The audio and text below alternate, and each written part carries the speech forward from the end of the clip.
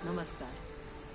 आज है महाशिवरात्रि। महाशिवरात्रि युग युगों से, अनादिकाल से चलने वाला हमारा त्योहार, हमारी महाशिवरात्रि। शिव भगवान हमारे जन जन में, जनमानस में इतने जबरदस्त रचे बसे हैं और ये एक साथ बहुत सारी भावनाओं की अभिव्यक्ति करते हैं। हमारे अक्खड़ शिव, हमारे मस्त मौला शिव, हमारे भोले भंडारी, क्षणे रुष्टा क्षणे तुष्टा, आशुतोष भी हैं और आशुरोष भी हैं। एक क्षण में नाराज भी हो जाते हैं और फिर संतुष्ट भी हो जाते हैं। और सबसे बड़ी बात यह है कि हमारे शिव भगवान ही ऐसे भगवान हैं जिन्होंने अपनी पत्नी को पूरी छूट दे रखी है। उनकी पत्नी एक अपने आप में महादेवी है और शिव की संगिनी है, लेकिन अपनी बात शिव से मनवाना भी जानती है और शिव जी भी उनकी बातें मान लेते हैं। बचपन से हम लोग कहानी सुनते थे कि शिव और पार्वती आकाश मार्ग से समय संसार का दौरा करने निकलते थे, भ्रमण करने निकलते थे और दूर कहीं कोई दीन दुखी दिखता था तो पार्वती की जिद हो जाती थी कि भोलेनाथ इसका दुख तो आपको दूर करना ही पड़ेगा। भोलेनाथ कहते थे, गौरा ये सभी अपने अपने कर्मों को भोग रहे हैं, लेकिन गौरा तो गौरा ठहरी। गौरा तो जिद करना शुरू करती थी और शिव भगवान को वो बात माननी पड़ती थी। ऐसी अनेक कथाएं हम लोगों ने पढ़ी हैं। सबसे बड़ी बात जो है शिव जी की खास कि उनके जो दोनों पुत्र हैं उनमें एक पुत्र उनका है और एक पुत्र उनकी पत्नी का है। पार्वती जी ने अपने ही शरीर के से कुछ बल से कुछ उन्होंने एक पुतला बनाया और उसमें जान डाल दी और वो एक गणेश जी बन गए और उसको उन्होंने स्नानागार के दरवाजे पर रख दिया कि कोई अंदर ना आए। वो ठहरे माता के पुत्र, शिव आए तो शिव को भी रोक दिया, शिव के गणों को भी युद्ध करके पराजित कर दिया। शिव जी को क्रोध आया और त्रिशूल से उन्होंने उसका मस्तक काट लिया। और फिर पार्वती का रोष तो देखने लायक था। उन्होंने कहा इसे अविलंब अभी जीवन दीजिए, अभी जीवन दीजिए।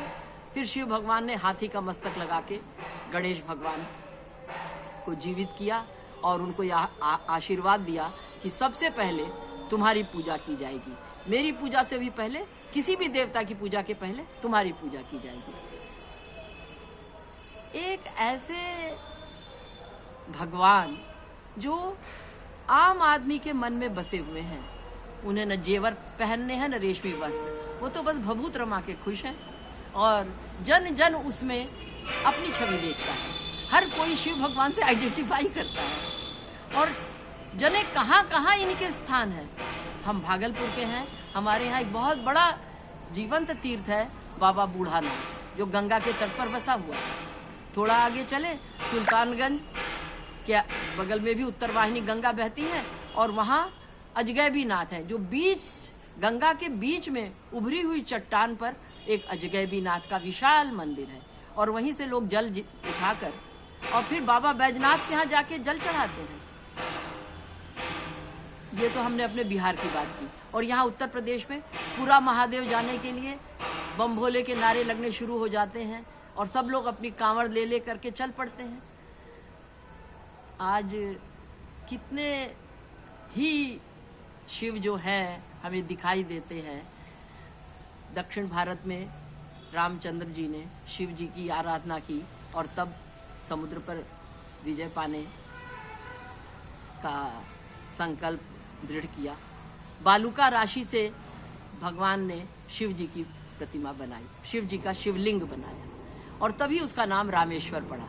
और रामेश्वर का भी दो अर्थ है, जिसका ईश्वर राम हो और राम जिसका, और जो राम का ईश्वर हो।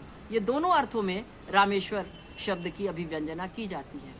और पूरे भारत में ज्योतिर्लिंगों की जो श्रृंखला है, उसके पीछे जो वैज्ञानिक आधार है, वो सब जानने समझने के बाद तो आदमी चमत्कृत हो जाते हैं। हम सब चमत्कृत हो जाते हैं कि किस प्रकार ऊर्जा क्षेत्रों में इस तरह के ज्योतिर्लिंगों की स्थापना की गई। शिव जी की जो कथाएं हैं वो इतनी मनोरंजक हैं, इतनी ज्यादा हृदयंगम हो जाती हैं कि हम भूल नहीं पाते हैं। और अनेक लोक कथाएं शुरू होती हैं कि शिव और पार्वती संसार का भ्रमण करने निकले और तब उन्हें किसी का दुख दिखाई दिया। रावण जो शिव जी का बड़ा भक्त था, उसने शिव तांडव की रचना की और वो शिव तांडव हमारे हिंदू धर्म का एक अविभाज्य अंग बन गया। हम राम की पूजा करते हैं, लेकिन रावण द्वारा रचित शिव तांडव को आत्मसात करते हैं, उसकी पूजा करते हैं। वो हमारी पवित्र वंदना है। और शिव जी के जीवन को भी यदि हम देखें तो सती का शव लेकर जब वे पूरे विश्व में घूमे और जहां जहां सती का एक एक अंग बना गिरा, वो जगह अपने आप में एक शक्तिपीठ बन गई। बाद में जब पार्वती से उनका विवाह हुआ तो वो भी पार्वती ने बहुत तपस्या करने के बाद शिव को पा सकी वो। तो ऐसे हैं हमारे शिव। शिवरात्रि पर हम भगवान शिव की आराधना करते हैं। भगवान शिव हम सबों का कल्याण करें, क्योंकि भगवान शिव ही ऐसे ईश्वर हैं जिन्होंने विष को अपने कंठ में धारण किया ताकि वो विष जनता, आम जनता, प्रजा तक ना पहुंचे। वो विष को उन्होंने कंठ में धारण किया और फिर उसी के कारण वे नीलकंठ भी कहलाए। शिव की स्तुति हम जब करते हैं, ओम नमः शिवाय, ओम नमः शिवाय, तो लगता है ब्रह्मांड हमें प्रत्युत्तर दे रहा है। ओम नमः शिवाय। शिव जी की स्तुति जब हम करते हैं और ओम शब्द का उच्चारण करते हैं तो वो ब्रह्मांड से प्रतिध्वनित होता है। और अब तो नासा ने भी ये बता दिया है कि ये ओम की ध्वनि ही ब्रह्मांड का संगीत है, क्योंकि जब सूरज की आवाज को जांचा परखा गया तो वो ओम की ध्वनि थी।